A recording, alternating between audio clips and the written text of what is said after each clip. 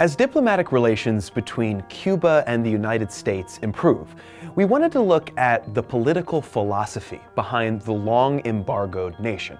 Cuba is one of the last communist dictatorships left in the world, and since extreme anti-communist sentiments in the mid-20th century, the philosophy has been a regular fixture in political discussions.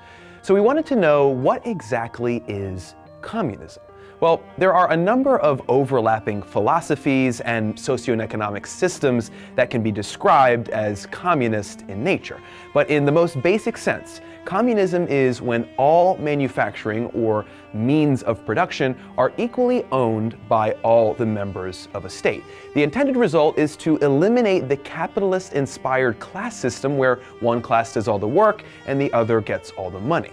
Although similar ideas have existed both naturally and intentionally since the dawn of time, the most common form of communism comes from the work of German philosophers Karl Marx and Friedrich Engels, in what is today known as Marxism.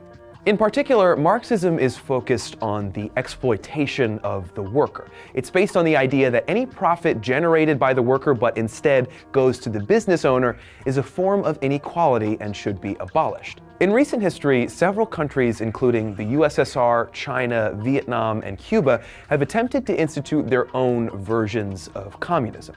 However, all can be said to be predominantly socialist and not communist. The biggest difference between the two is that socialism says that all workers should get an equal share in profit and property, while communism says that there shouldn't be money or ownership in general, and everyone should get as much as they need and work as much as they can. Unfortunately, attempts to achieve this political philosophy have led to lower standards of living, government corruption, and in the case of the USSR, total collapse and failure. A number of reasons have been put forth as to why communism hasn't worked out historically. But the strongest criticism of the philosophy is that communism removes the incentive for people to work harder than they absolutely have to. It also leads to resentment of those who work less hard but receive the same.